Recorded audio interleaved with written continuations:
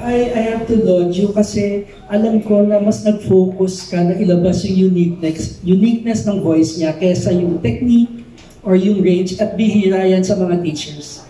Mas inaalagaan yung uniqueness ng artist. So, at rinig ko yan sa bagong single ni Shane.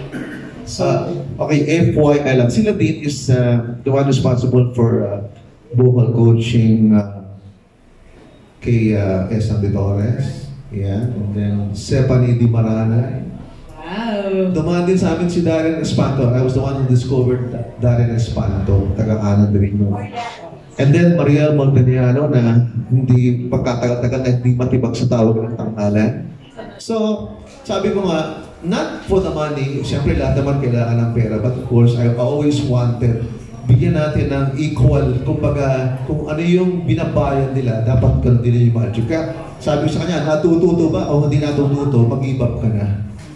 Kasi sayang lang yung effort, sayang din yung pera nung nagbabayad kung hindi naman matututo. So, kailangan we have to maintain our quality of training na may mangyayari sa artist. Even hindi man siya sumikat, meron siyang na-achieve na magandang training, especially sa performance at saka sa recording.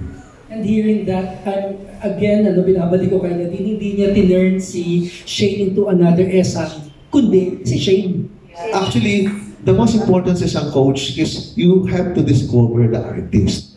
Alam mo yung mga weakness niya, alam mo yung mga high points niya, alam mo yung range niya, alam mo yung magagawa.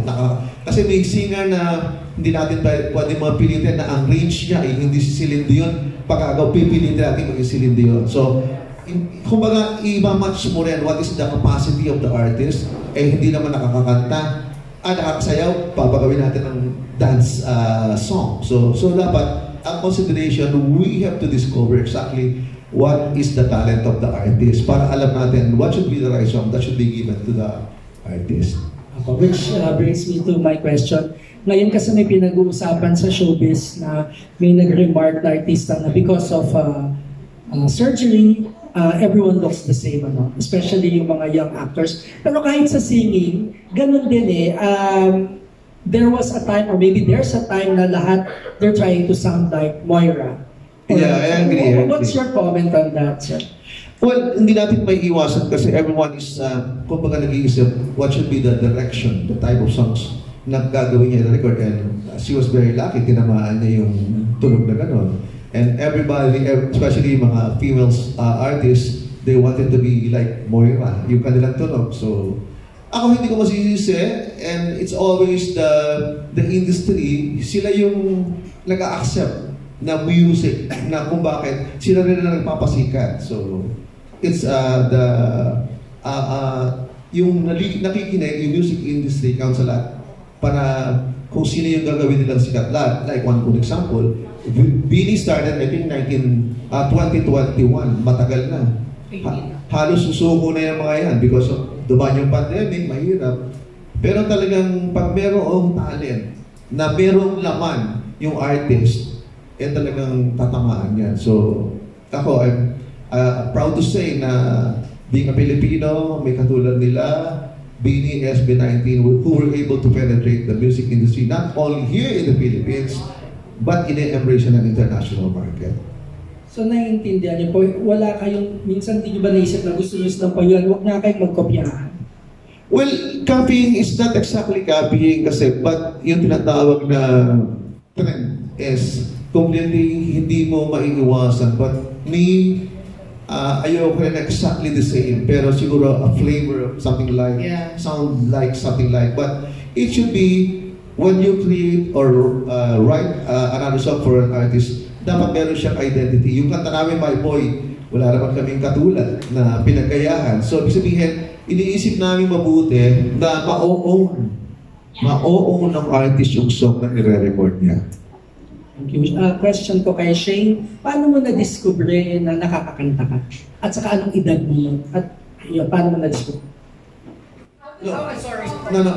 Paano mo raw, how you discover you were still young that you can sing? Paano mo nalaman na ikaw ay you have the talent to sing? that you wanted to sing? Was it by How? accident? How Did do your you- mom yeah. hear you? Yeah. Like as I said before, ever since I was a toddler, but my dad taught me how to sing. And then ever since I've been open to new opportunities by JDL to perform everywhere. And then that's when I realized that I really want to do this. Like, I want to do this for my life. Meron yung JDL kasi is a training place sa Canada na mga, and then the managing director is our good friend si Josie De Leon kaya JDL. Kaya pinasa sa amin since he wanted to come into the Philippines, so sa amin inassign siya para kung yung production and how we'll be promoting Shane, kami na mag-aasikaso sa kanya. Last question, how do you feel about doing an upbeat song when kanina ko pa nadidinig na mahilig ka din sa ballad? Doing a pop song actually is something I really wanted to do ever since I was a kid because I'm always watching artists like Taylor Swift, yung music videos nila. And I said, oh, this is a nice beat. I want to do this one day. And then I was also introduced to ballads, focused on that for a few years, and now I'm trying out pop songs, upbeat songs again. So I'm happy about that. You actually remind me of a young Nadine Mostre. Yes. Yes. Oh yeah, Thank the you. face resembles Nadine. Thank you. Yeah. Okay, next question please. Do you have any more questions on the floor? Thank you. Hi. Sir Nestor? Yeah, hi. I will ask you a basic question. Why do you want to sing?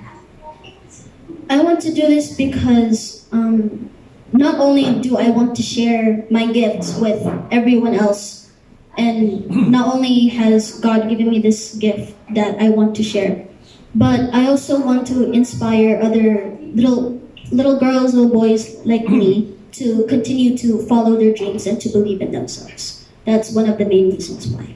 And you think at this point, you're 16, this is going to be a career for you?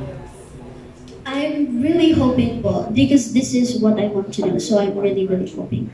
That means, kasi dito ka na naglo-launch ng song mo and possibly a career, does that mean you're going to move back to the Philippines from Toronto?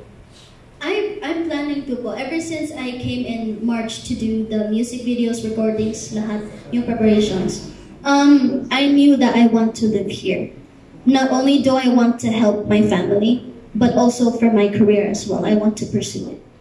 So that means, titigil ka are you studying siguro sa Toronto? Are you in what year level do you study? Are you in? Opo, I'm in high school in grade 10 in Canada.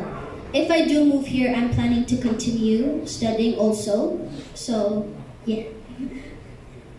Good luck. Thank you. Does the mom permit of this? Hindi sa mag-move ka dito pala. Okay. Good luck sa career mo. Thank you po. Thank you, Sir Nestor.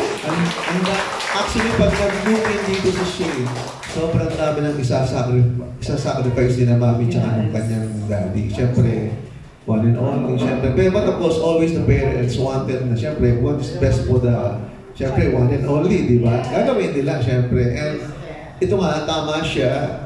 As in, I will agree kasi hindi mo na ito gagawin pag matanda ka na eh. So, this is just the right age for her to start and subukan what is the music industry and mag-fail or maging makapasok siya, at least sinubukan niya. At least you did your best and the efforts with the whole family, right? So any more questions, people? Before we finally say our thank yous? Any more? Okay, all right. So thank you from Shane. Do you want to say anything to them for the last time? Yes, I would like to say thank you to everyone who has helped me come here. Si Sir Benny, si Tita Led, Coach Ladine, sorry. Si Coach Cora, everyone, my backup dancers that are over there. Si Francis, the special my boy for my music video. The boy, right there. Yeah. I would like to say thank you to my family